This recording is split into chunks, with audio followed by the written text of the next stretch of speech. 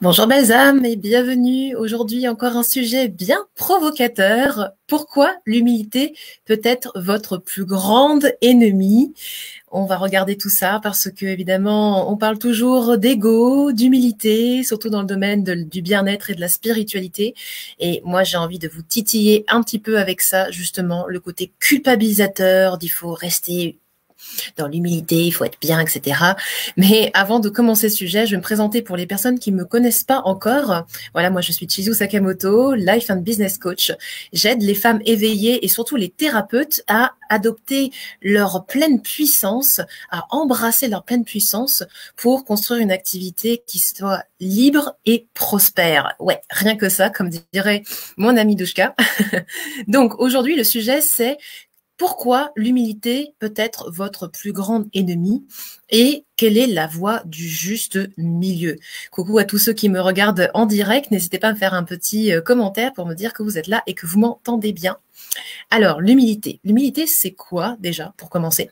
Eh bien, c'est de pouvoir sentir que l'on est à sa place et en même temps qu'on ne se fait pas trop un peu mousser. Je pense que vous savez ce que c'est que l'humilité finalement. C'est à la fois garder une place de respect, de solennité, de voilà, de comment dire, de faire honneur à tout ce qui nous a été donné. L'humilité, c'est beaucoup de choses dans ce sens-là. Et souvent, on l'oppose à l'ego. L'ego, dans le sens celui qui se présente, se montre, un peu trop, histoire finalement de se rassurer qu'il est bien là, qu'on l'entend, etc., etc. Et du coup, ça fait que lorsque je rencontre des thérapeutes ou des personnes qui sont dans le bien-être, des coachs, consultants, eh bien, je rencontre des femmes qui sont souvent apeurées par leur propre puissance. Elles n'osent pas se montrer, elles n'osent pas faire des lives, elles n'osent pas parler, elles n'osent pas parce qu'on leur a appris dans tout leur apprentissage de vie et surtout dans le coaching en bien-être qu'il faut être tout gentil, tout mignonne et puis parler comme ça et être tranquille et voilà. Et surtout en spiritualité, faut pas péter plus haut que sa tête, on est d'accord, voilà. Donc il faut vraiment être comme ça. Je fais exprès d'utiliser des mots un petit peu cash parce que pour moi, la spiritualité et le fait d'apporter la lumière dans ce monde, le fait d'aider les gens de manière concrète, c'est justement de montrer qu'on est là, de montrer qu'on a la possibilité d'aider les gens. Parce que tu peux avoir le meilleur service de transformation émotionnelle, la meilleure capacité énergétique, les plus beaux dons que la nature t'a fait ou la source, tu l'appelles comme tu veux. Si les gens ne savent pas que tu existes, eh bien, tu ne fais pas ton job. Et oui, parce que si tu sens que tu es là pour aider ce monde à se transformer, à impacter les consciences, à impacter le bien-être des gens, c'est ton job aussi de montrer que tu es là, de dire « Hello, j'ai une solution pour toi ». Sinon, c'est comme si, eh bien, tu cachais tes capacités et que tu disais que les personnes n'étaient pas dignes de toi. Tu vois ce que je veux dire? Donc, l'humilité peut être vraiment ta plus grande ennemie si tu es dans une thématique de thérapie, d'aide, de consulting qui est là pour aider les gens. C'est hyper, hyper important. Coucou Steph. Donc, vraiment, pose-toi la question. Est-ce que c'est de la vraie humilité ou est-ce que finalement c'est de la fausse humilité que tu ressens actuellement? Parce que c'est vraiment ça, et c'est notre cerveau qui est là pour nous protéger, évidemment, il ne fait pas ça que pour s'amuser, notre cerveau, mais c'est vraiment ça qui bloque tout. Tout en expansion de soi, en expansion d'affaires. C'est la seule chose sur laquelle on travaille encore et encore et encore. Quoique, ça peut aller plus ou moins vite. Si vous êtes en coaching avec moi, par exemple, on va aller jusqu'aux blessures les plus profondes, les choses qu'on a mis un petit peu sous cloche, les choses que l'inconscient d'ailleurs a mis sous cloche. Et voilà, il faut pas aller trifouiller. Mais d'un autre côté, fait que, eh bien, ça nous siphonne notre énergie, notre puissance, et ça nous dessert. Donc, le fait d'avoir mis tout ça de côté, et puis de se dire, bah non, moi, je vais rester à ma place tranquille comme ça, personne ne m'attaquera, je serai bien protégée dans mon coin, et ceux qui veulent, eh ben, ils vont me trouver, tout ça, et voilà. Évidemment, je grossis le trait, j'ai été comme vous, hein, j'ai vraiment espéré pendant longtemps le bouche à oreille. Pendant 3 ans, ça n'a pas vraiment fonctionné. Le seul truc qui fonctionnait, c'était quand j'osais un petit peu sortir de ma zone de confort. Et puis là, par contre, il fallait que j'aille chercher et attraper les clients. Enfin, c'était l'inverse. Et là, c'était la catastrophe aussi. C'est pas le but du jeu. C'est d'avoir suffisamment, de ressentir en soi qu'on a cette puissance de d'aider les autres, cette puissance et cette volonté d'aider les autres, et que en étant bien, eh bien, plus on est puissant, plus on peut transformer les autres rapidement.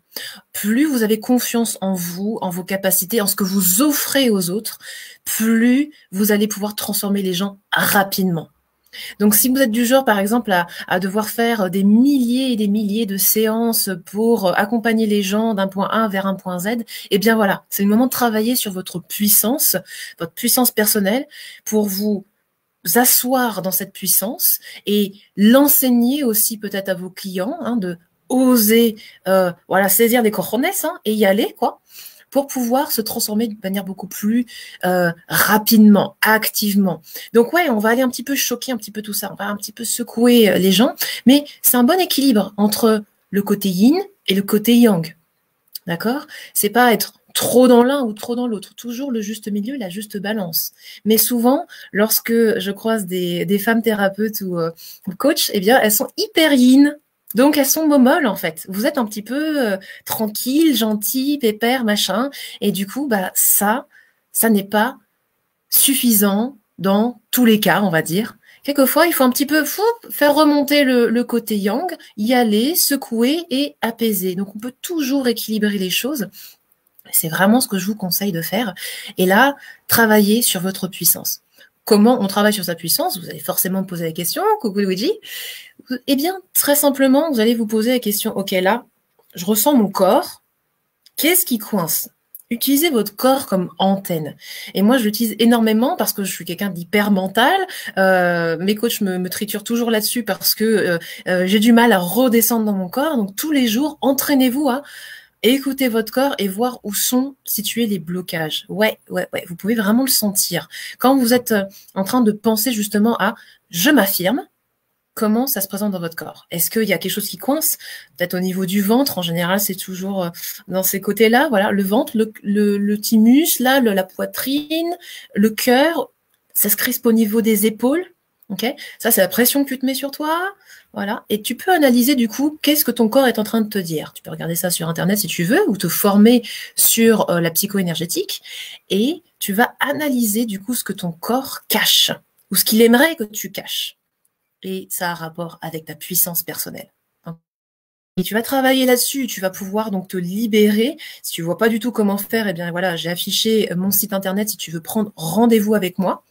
D'accord? Pour pouvoir libérer ça ensemble, parce que nous-mêmes, on fait un petit peu de résistance, hein, on n'a pas trop envie d'aller triturer tout ça tout seul, mais tu peux le faire. Et je t'encourage vraiment, du coup, à utiliser un système énergétique de ton choix pour pouvoir apaiser ça en même temps que tu viens triturer les choses. Ok? Ça va te permettre d'équilibrer ce côté yang. On vient triturer, on vient se questionner, on vient accepter, on vient mettre tout ça devant notre tête. Et après, on vient récupérer, respirer, accueillir, transmuter. Voilà. Donc, une partie un peu mentale, prise de conscience, et une partie énergétique qui va rapporter de la douceur, et on équilibre le yin et le yang, l'ego et l'humilité à tout moment. Voilà. Donc, n'hésite pas si tu as déjà testé ce genre de méthode, ou si tu veux partager ton témoignage, tes commentaires sur le sujet. Est-ce que c'est quelque chose que tu fais régulièrement sur toi aussi? Moi, je te conseille vraiment de le faire sur toi. C'est le seul truc qui m'a permis de faire des sauts quantiques en apprentissage et également en concrétisation, hein, dans mon business. J'ai énormément travaillé sur moi et je peux te dire que ça fait du bien, en fait. Ça fait vraiment du bien. Concentre-toi moins sur le mental et beaucoup plus sur l'être, et tu vas voir, ça va dépoter. Coucou Sunny Gwenis, coucou Elodie.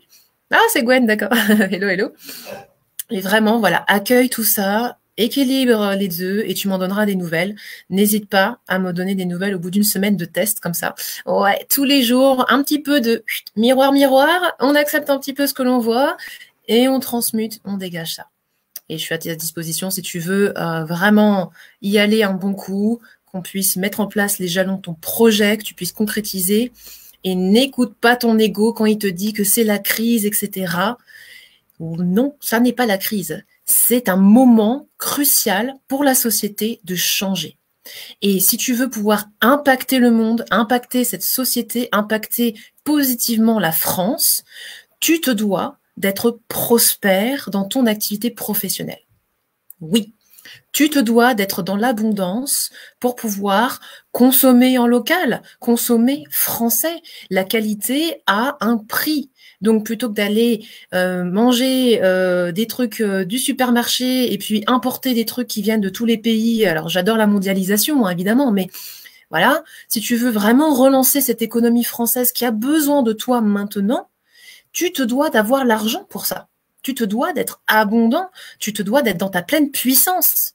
Si tu n'as pas d'argent, bah forcément que tu n'as pas envie d'investir de la qualité, donc forcément que l'économie, elle redémarre pas. Donc, c'est vraiment le moment de changer ce paradigme, de changer notre façon d'être, notre façon de recevoir, consommer. Consommer pour investir sur le futur. Consommer pour impacter positivement les choses. Investissez en vous-même, en votre puissance et en vos capacités et vous allez apprendre à changer ce paradigme. Et en plus, vous pourrez le transmettre aux autres. Tout ce que vous faites pour vous-même, et là, c'est encore une fois, c'est pas de l'ego, c'est de l'humilité, c'est du respect pour vous-même, c'est vous faire honneur. Tout ce que vous faites pour vous, vous allez pouvoir le retransmettre aux autres. Okay? Ça, c'est super important de se dire que c'est pas une démarche égoïste, ce que vous faites. C'est une démarche altruiste. Construisez comme ça votre aide sur l'altruisme pour vous-même d'abord et ensuite pour les autres. Et vous allez voir que ce cycle de réception, il va être infini. Tu reçois, tu redonnes, tu reçois, tu redonnes, tu reçois, tu redonnes. Voilà. C'était juste ce que je voulais dire sur le sujet. N'hésitez pas à me mettre en commentaire si vous êtes d'accord avec moi, pas d'accord avec moi, si vous avez testé, si vous avez, voilà, n'hésitez pas. C'est vraiment une aventure. Et oui, je suis tout à fait d'accord avec toi, Luigi. Être soi, c'est un sacré challenge qui se joue chaque jour. Mais qu'est-ce que c'est gratifiant quand on voit le trajet parcouru après quelques semaines, quelques mois, quelques années de construction personnelle. On regarde en arrière et on se dit, waouh, quand même. Il y a eu du chemin et vous pouvez aussi vous féliciter et vous remercier d'avoir fait ça pour vous-même. D'accord? N'oubliez pas, faites-vous honneur autant que vous faites honneur aux personnes qui vous ont accompagné, aux êtres de lumière aussi qui vous accompagnent. Faites-vous honneur autant que vous leur faites honneur. Je vous souhaite une excellente semaine, une excellente journée. Prenez grand soin de vous. N'hésitez pas à liker, partager cette vidéo si vous pensez que ça peut impacter quelqu'un positivement aujourd'hui. Je vous embrasse et à très vite pour un prochain live. Ciao, ciao!